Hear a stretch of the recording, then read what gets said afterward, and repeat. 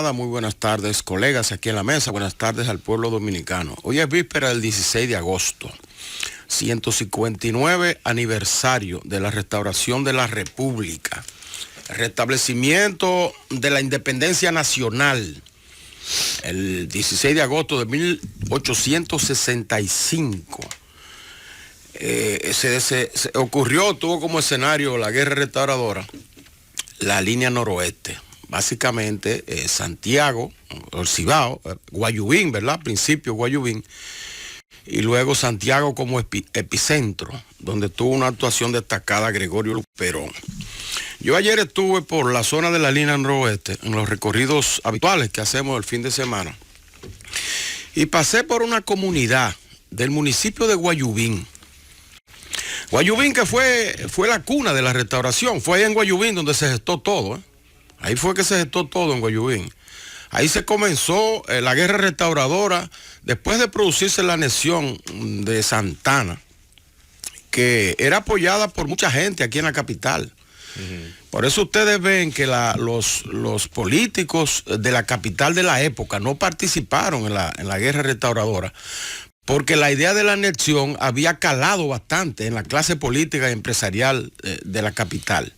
Y entonces es en Guayubín donde se dan los primeros pasos para esta restauradora, que se reunieron los restauradores alrededor de un hacendado llamado Santiago Rodríguez en Guayubín, porque Guayubín era un municipio que abarcaba todo lo que hoy es Sabaneta y la propia provincia de Santiago Rodríguez.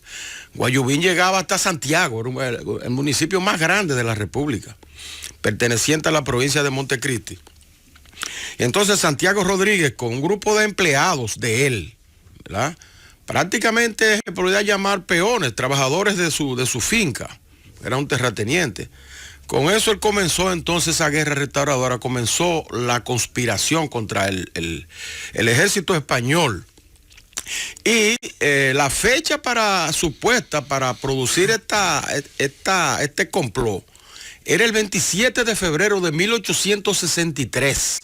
No era en principio el 16 de agosto, sino el 27 de febrero, para coincidir con la fecha de la independencia nacional que se había dado en 1844.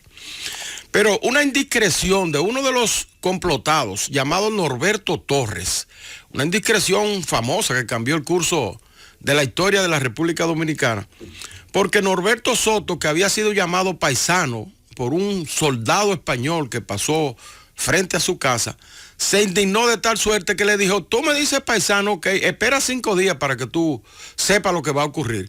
Entonces se orejeó. El soldado español le avisó a su jefe que en esos tiempos estaban esperando una conspiración, pero no sabían el día ni dónde se iba a producir. Entonces se pusieron a investigar, apresaron a Norberto Torres y le sacaron la confesión de que efectivamente ese día, ese 27 de febrero, 5 días después, se iba a dar ese complot en contra de la dominación española. Entonces avisados ya los soldados españoles tomaron desprevenidos a los complotados y estos tuvieron que salir huyendo hacia territorio haitiano para protegerse por la frontera. Entonces luego regresaron de Haití para acá y es entonces el 16 de agosto cuando en Capotillo izan la bandera dominicana y dan el grito de la restauración, cuando comienza esa guerra, 16 de agosto de 1863. Los que hicieron eso son Santiago Rodríguez, José Cabrera, Benito Monción, Luca Evangelista de Peña y Pedro Antonio Pimentel. Fueron que encabezaron ese movimiento. En principio no estaba Gregorio Luperón, todavía no se había unido a la gesta restauradora. Y entonces, después de ese grito de Capotillo, en Guayubín es que dan la primera batalla, llamada la Batalla de Guayubín, el 19 de agosto, que es la primera batalla triunfal de los guerreros de la restauración. Entonces, luego de ahí comienza la guerra ya contra el ejército español y se traslada a Santiago, que era el último reducto que quedaba en la fortaleza de San Luis, y ahí es donde se destaca Gregorio Luperón, y juega un papel estelar en esa toma de la fortaleza de San Luis. Y entonces por eso es que hoy se le dice el padre de la restauración a Gregorio Luperón, y por otras cosas más, ¿verdad? Otras hazañas más que hizo el padre de la restauración, Gregorio Luperón. Pero le decía que pasaba por esa comunidad de Guayubín y me recordaba de esa gesta a propósito del cumplimiento del 159 aniversario. Y crucé por una comunidad que se llama Hato del Medio Abajo. Eso está entre el poblado de Guayubín y la Solitaria en la carretera Duarte. Y me quedé sorprendido porque estaba preguntando una dirección de un amigo que iba a visitar. Y tuve que recorrer 200 metros en la comunidad, unos 200 metros, buscando a quién preguntarle por la dirección. Y resulta que no encontré ni un dominicano. Todo lo que había ahí eran haitianos. Me paro en un colmado y resulta que el colmado es de haitianos también. No hay uno solo que hable español. Vuelvo al otro colmado que está un poco más adelante y también era propiedad de un haitiano y los que estaban también comprando y merodeando alrededor de ese colmado eran haitianos.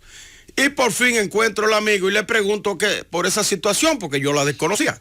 Me dice él, mira, Pimentel, aquí en Hato del Medio Abajo, en Guayubín, de cada 10 habitantes hay 8 haitianos y 2 dominicanos. Y yo me quedé sorprendido y entonces lo pude verificar posteriormente. Todo es de nacionales haitianos. Si hay 10.000 habitantes en esa comunidad, 8.000 son haitianos y solamente 2.000 dominicanos. Y eso está ocurriendo en muchas otras comunidades de ahí, de la zona, no de la frontera propiamente, sino de la línea noroeste, porque esto está a una distancia bastante grande de la línea fronteriza. Y así como está ocurriendo en otras comunidades. Entonces, señores, nosotros tenemos que poner atención a propósito de esto, de esta guerra patriótica que se celebra mañana, que no fue contra los haitianos, la independencia sí lo fue, sino contra el dominio español, pero todo es un conjunto. Nosotros estamos perdiendo la patria, estamos perdiendo nuestra dominicanidad, nuestro territorio poco a poco y no nos estamos dando cuenta. El problema, señores, que está enfrentando el vecino país en este momento de enfrentamiento de bandas, de inestabilidad, de situación económica precaria, de hambre, de miseria, es un caldo de cultivo para que esos señores, para que esas personas de Haití, para que esos habitantes de Haití se trasladen de manera masiva a la República Dominicana, como en efecto está ocurriendo. El mundo no quiere al haitiano. La comunidad internacional ha tenido oídos sordos a todos los reclamos que se le hacen. Los gobernantes dominicanos, incluyendo el actual gobernante, aprovechan todos los foros internacionales para llamar la atención sobre la situación de Haití. Y el presidente Abinader dijo en estos días muy acertadamente que no hay solución dominicana para el problema haitiano. Todo eso está bien y hacemos una marcha. Recientemente hicimos una marcha patriótica para pedirle a la comunidad internacional que intervenga en Haití. Todo eso hemos hecho, pero la comunidad internacional no hace caso. Entonces ese recurso ya hay que abandonarlo. Hay que asumir otros recursos. Nosotros tenemos que llamar la atención de manera enérgica al mundo para que sepan que nosotros no estamos en condiciones de asumir toda esa migración del pueblo haitiano. Porque si nadie más lo está recibiendo, solo nosotros tenemos la frontera prácticamente abierta. Y aquí se van a alojar todos. Y cuando vengamos a abrir los ojos, señores, ya va a ser tarde. Entonces hay que llamar la atención nuevamente sobre eso. No basta ser llamado a la comunidad internacional. Hay que dar un ejemplo.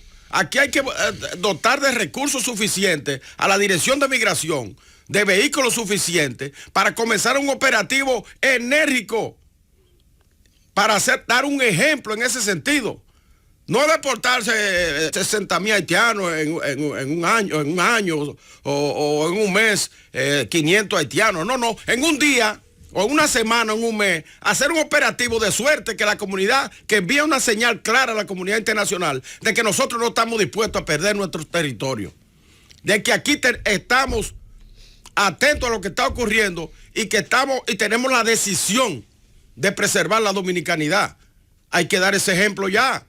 Porque poco a poco, señores, el país se nos está llenando de haitianos y no es que nosotros tengamos nada contra los haitianos. No, al contrario, este ha sido el país más solidario con ese vecino país. Pero es que no podemos. No es asunto de racismo, no es asunto de ningún tipo de vicio, de aberración en cuanto a esos nacionales, sino un asunto de imposibilidad. Es que no podemos, es un asunto de preservar el país, es que lo estamos perdiendo y no podemos perderlo sin hacer nada. Entonces, migración tiene que dar un ejemplo para evitar que nuestras comunidades sigan llenándose de haitianos y que perdamos